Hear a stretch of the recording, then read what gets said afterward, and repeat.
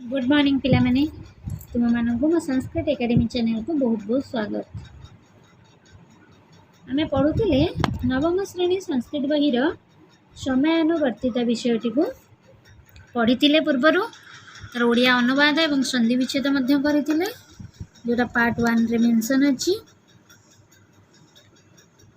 आमे वर्तमान पार्ट 2 रे आउ अवशिष्ट अंश को पढ़ा और तार ओडिया अनुवाद करवा संधि विच्छेद करवा विषयटी को वर्तमान पढ़ा।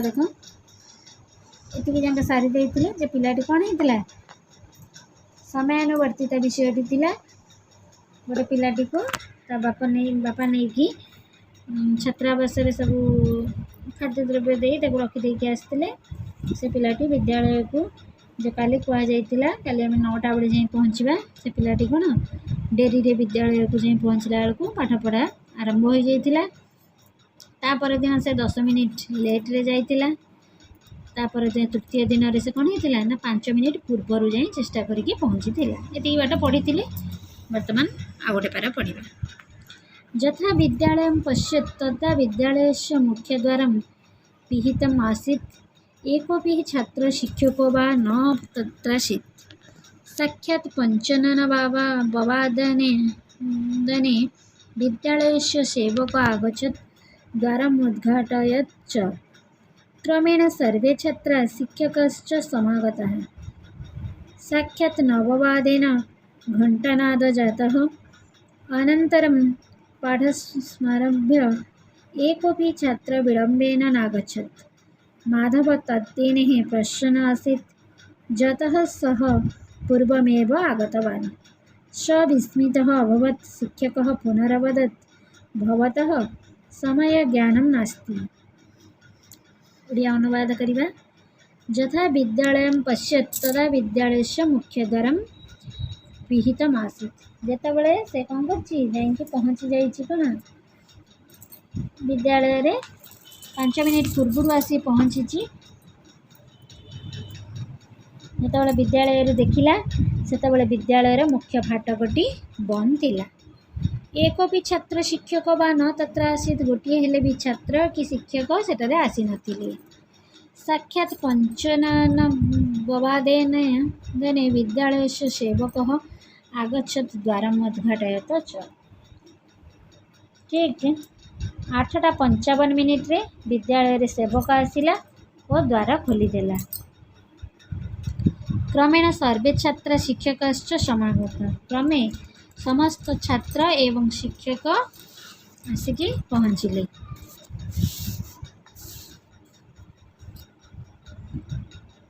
छात्र छात्री और शिक्षक शिक्षयित्री आसिले।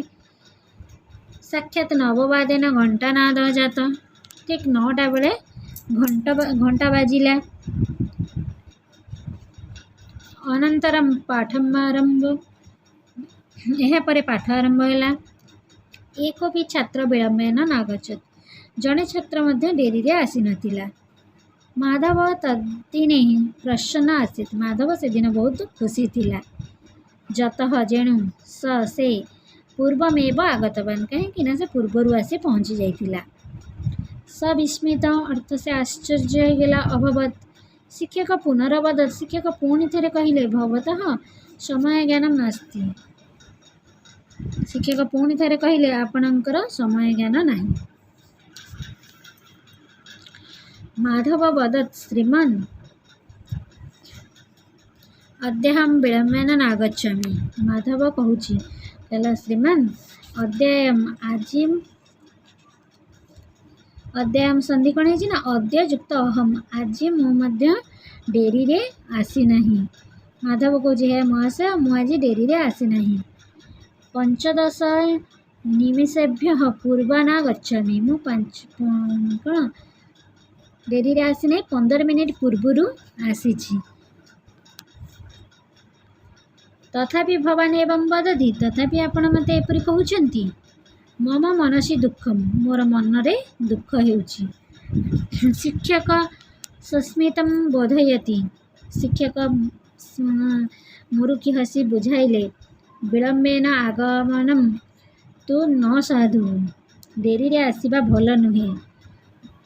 15 निमेषेभ्यः पूर्वम् आगमनमपि न साधु। 15 मिनिट पूर्वर आसवा भल नुहे। पूर्वमागत्य किं कृतं पूर्वर आसी कौन कल द्वारमाभितः अवस्थानं कृतं द्वार आगरे ठिया हेल। तस्मिन् समये स्वप्रकोष्ठे किंचित अध्ययनं कर्तुं शक्यम्। सही समय रे निज कोठरी रे किछि पढ़ी पारि थांता। तुम जे 15 मिनिट आगुआ आसिक पहुँचिल आसी कौन कल द्वार मुहरे खाली ठिया हेल ताले सही समय रे तुम घरे बसी कौन पढ़ी पारि थांता बोली शिक्षक कहिले। एतत् श्रुत्वा लज्जित माधव शिक्षकस्य समीपे क्षमायाचनं कृतवान्। यह शुणी कौन कला ना शिक्षक सम्मुखरे जाइकी लज्जित होई माधव शिक्षक सम्मुखरे क्षमा प्रार्थना कला। समयस्य मूल्यं च ज्ञातवान् समयर मूल्य से जानिला। अन्यस्मिन् काले सर्वदा समयस्य परिपालनं तस्य महान् गुण अभवत्। अन्य समय रे सबु बड़े समयर परिपालन तार गोटे बड़ गुण हैला। गच्छतः कालेन शास्त्राध्ययनं कृत्वा स अवगतवान् यत् अस्माकं भारतवर्षे यत् पञ्चाङ्गं प्रचलति तत्सर्वं भारतीय समयगणनानुसारेण भवति। गच्छता कालेन किछि दिन गला परे शास्त्राध्ययनं कृत्वा शास्त्र अध्ययन करी स आगतवान् से जानिगला जे अस्माकं भारतवर्षे यत् पञ्चाङ्गम आम भारतवर्ष रे जो पंचांग प्रचलित हेउछि तत्सर्वं भारतीय समयानुसारेण भवति। ताहा आम सब भारतीय समय गणना अनुसार हुए बोली से जानिगला।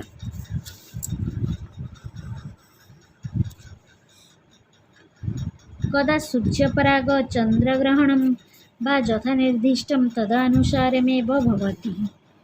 केतबळे सूर्यपराग वा चंद्रग्रहण हेब ताहा जेपरि निर्दिष्ट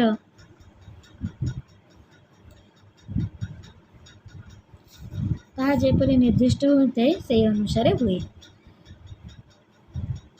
ओडिशा राज्ये कदाचित क्षणमपि विलम्बे न भवति। केतबळे गोटिए मुहूर्त मध्य विलम्ब हुए नहीं।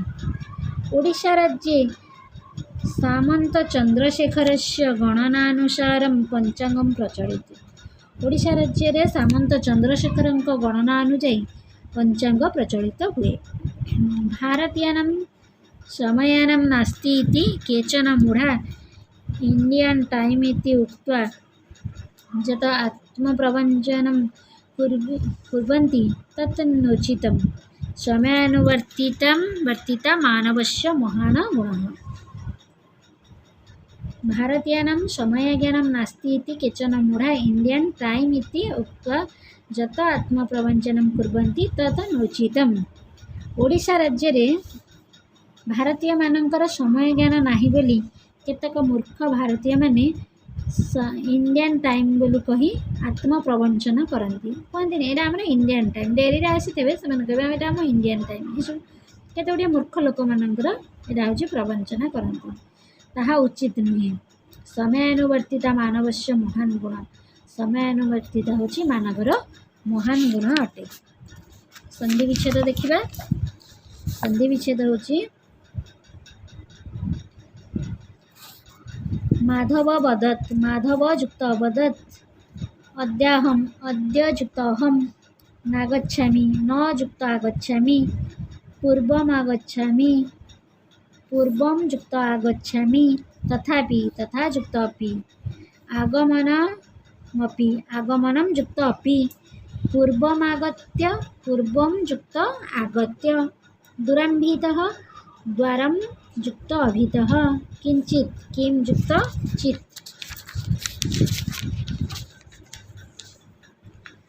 शास्त्रमध्ययनं शास्त्रं युक्त अध्ययनं भारतीय समयन गणानुसारेण भारतीय समय गणना युक्त अनुसारेण